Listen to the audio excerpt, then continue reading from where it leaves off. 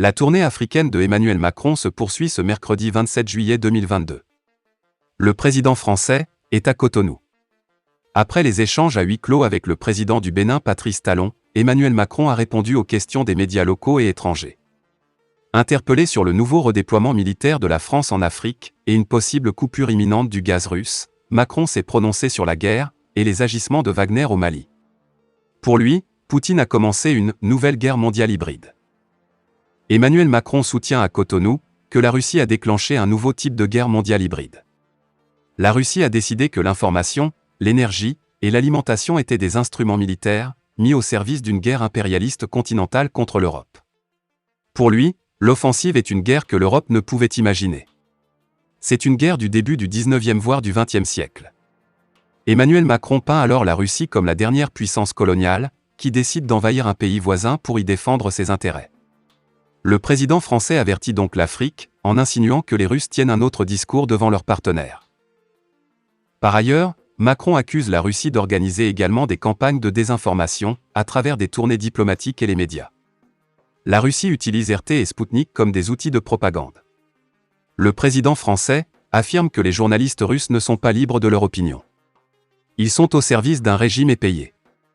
Emmanuel Macron confie que les Russes font du chantage sur l'alimentation en bloquant les céréales en Ukraine et en fixant les prix selon leur bon vouloir. Ils font pareil pour l'énergie avec les Européens.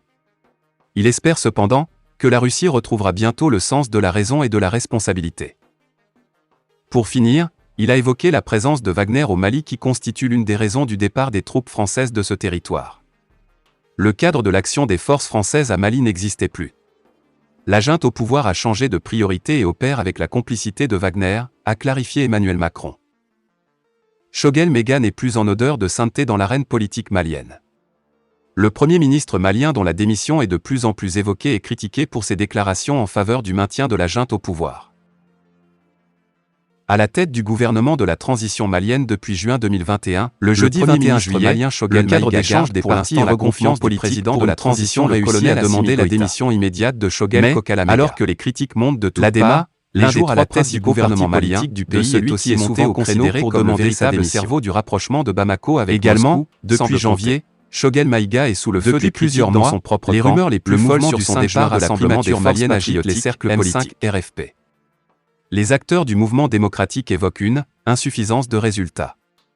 Assimi Goïta va-t-il se séparer de l'homme qualifié de « gilet pare-balles » du président? Malgré la montée en puissance de nos forces armées, le péril terroriste continue d'endeuiller et de semer la désolation. Ce qui interpelle pour un changement de paradigme. Si le pouvoir de transition croit qu'en dopant les capacités opérationnelles de l'armée, on aura résolu, en partie, l'équation du terrorisme, il est clair que la montée en puissance des FAMA va correspondre avec une recrudescence des attaques. Le scénario ressemble à l'affrontement entre deux combattants où l'un reçoit des appuis. Le second cherchera à décupler ses forces. Le tout militaire est donc contre-productif dans cette lutte contre le péril terroriste. L'État devrait explorer d'autres voies comme le dialogue, la sensibilisation, les efforts économiques en termes d'opportunités et perspectives d'emploi et d'avenir, etc. La crise sécuritaire, que l'on pensait juguler un tant soit peu avec un équipement conséquent de l'outil de défense nationale, joue à une sorte de résilience. Et le péril semble même se rapprocher davantage de Bamako, ou même sur le cœur du pouvoir, la ville de Kati. Comment comprendre en effet que les criminels sans visage aient pu pousser l'outrecuidance jusqu'à s'attaquer au camp Soudiata de Kati, où réside le chef de l'État, le colonel Assimi Goïta, vendredi dernier? C'est à croire que ce terrorisme a des motivations politiciennes de faire sombrer le pays dans l'anarchie, en projetant d'éliminer peut-être le chef de la transition. Heureusement qu'ils ont été neutralisés. Ainsi, sans répit, ces dernières semaines, les terroristes veulent se faire entendre, et non loin de la capitale malienne. Cette furie meurtrière est illustrée par les récentes attaques au niveau du poste de Zantiguila. 6 personnes ont été tuées lors de cette attaque perpétrée par des individus non identifiés du poste de Zantiguila, situé à une 60aine de kilomètres de la cité des Caïmans, Bamako. Alors que cette région avait été épargnée, jusqu'à présent, par les actes de violence qui affectaient principalement le nord et le centre du pays. En outre, le mercredi 20 juillet tout près, la ville de Kolokani a été frappée par une attaque terroriste, qui a visé la gendarmerie et le bataillon de la force antiterroriste, Força, dans ce chef-lieu de cercle situé à une 100aine de kilomètres de Bamako. Le bilan, là aussi, est considérable. Des soldats tués et des dégâts matériels importants. Avant cela, la ville de Nara et ses environs, toujours dans la région de Koulikoro, avaient enregistré des attaques terroristes et diverses menaces dont celles aboutissant à la fermeture de certaines écoles. Comme on le voit, la menace terroriste va crescendo et semble se rapprocher de la capitale, surtout quand on sait que Kolokani est située juste derrière la ville de Kati, ville garnison et fief reconnu des officiers qui ont pris le pouvoir au Mali depuis le 18 août 2020. Cette situation survient, alors même que les FAMA montent en puissance et ne cessent d'administrer de lourdes défaites aux terroristes, lors de différentes opérations de sécurisation du territoire.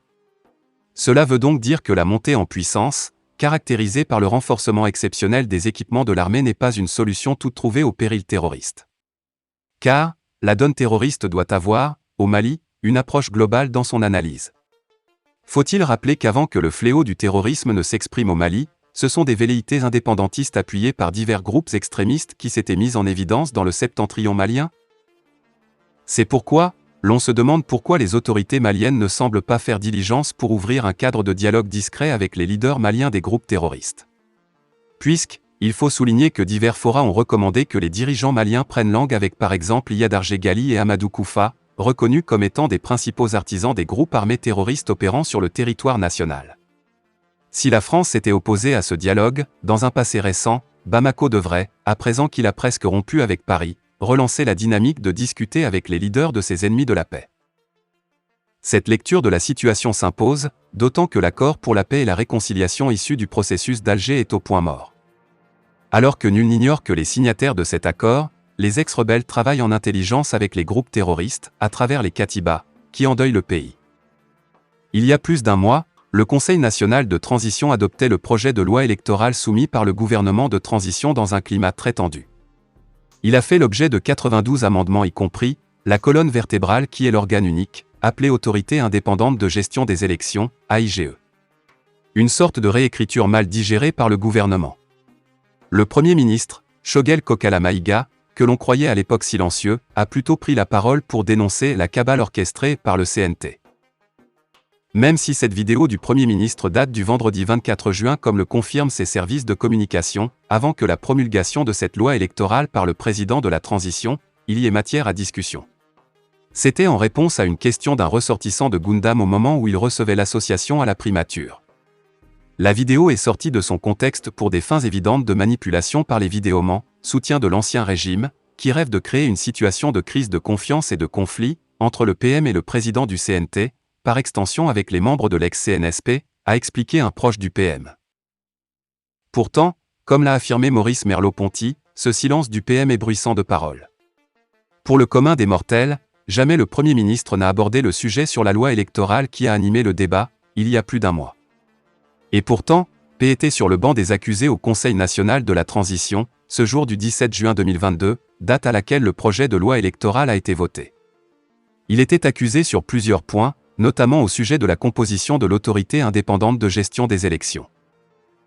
De 7 membres dont 4 devraient être nommés par Choguel, le nombre passera à 15, dont 3 nommés par le président et un seul par le Premier ministre. Les partis politiques et la société civile doivent en désigner 7. Les autres sont nommés par divers pouvoirs publics. Au dire de certains membres du CNT, cette nouvelle loi électorale était taillée sur mesure afin de permettre au Premier ministre Choguel d'imposer son homme à la magistrature suprême après la transition. Un plan qui serait mis en échec par les membres du CNT. Sur le sujet, Noum Sarr, membre du CNT, avait été on ne peut plus clair. Jamais dans l'histoire de notre pays, une loi électorale n'a aussi été toilettée. Nous l'avons nettoyée de toutes ses aspérités, hommage à cette commission et félicitations à leur travail. La refondation du Mali, elle a commencé, elle se poursuivra contre vent et marée. Le Mali sera refondé non pas autour d'un homme et son clan, mais autour des valeurs de la République.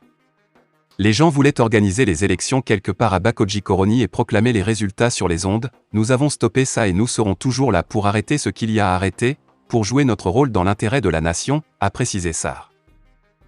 Des accusations contre lesquelles le Premier ministre n'a daigné réagir pour dire quoi que ce soit malgré l'humiliation, les injures et invectives subies dans les coulisses par ses ministres présents au CNT pour défendre ladite loi. La ministre déléguée chargée des réformes politiques et institutionnelles, Fatoumata Sékou Diko, a dit ne pas se reconnaître dans ces modifications. Pire, le ministre de la Refondation, Ikassa Maïga, s'est vu arracher la parole par le président du CNT, colonel Malick Diop. Une série de faits que le Premier ministre a tenu à clarifier, il y a quelques jours. Selon Shogel, c'est une cabale qui visait à obliger son gouvernement à démissionner. On n'a jamais vu ça, l'ORTM diffusait le vote d'un projet de loi en direct et humilier des ministres. Pour qu'il démissionne, déplore-t-il.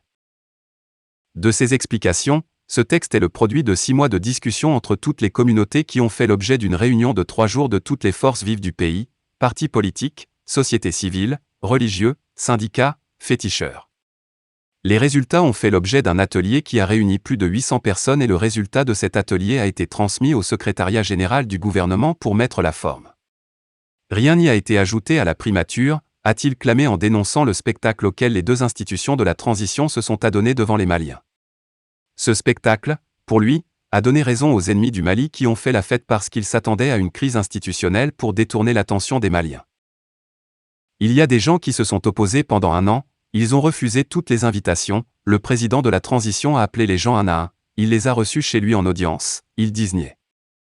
Ils sont venus rentrer par la fenêtre pour dire qu'ils ne sont pas d'accord et on a écrit ce qu'ils veulent. Le reste c'est de l'enfumage, a-t-il dit. Shogel s'est même étonné de l'exigence des Maliens demandant à l'unanimité de voir tous ceux qui veulent occuper des responsabilités, jurer sur leur croyance de ne pas trahir la mission qu'on leur a confiée. Selon lui, cela a été aussi enlevé de ce texte sous prétexte que c'est le Premier ministre qui l'a mis. C'est faux et archi-faux, persiste et signe Shogel, le texte qui est sorti des débats nationaux, on n'a rien changé, aucune virgule dedans, rien n'a été ajouté à la primature. Il a expliqué son silence par le fait qu'il voulait éviter une crise institutionnelle. Dans un système démocratique normal, le lendemain, le gouvernement devrait partir, mais nous savons ce qui est recherché, c'est la création d'une crise institutionnelle pour que l'embargo soit poursuivi. J'ai fait cette discrétion pour vous montrer que, quelles que soient les difficultés, les sentiments d'humiliation qu'on subit, il faut avoir une grande capacité de discernement, dit-il. En clair, le Premier ministre n'a pas digéré les amendements apportés à la loi électorale et l'attitude du CNT vis-à-vis de son gouvernement. Peut-on dès à présent penser que cette brouille entre Dr Shogel et le colonel Diop est un vieux souvenir ? Fin de la vidéo, merci pour votre attention.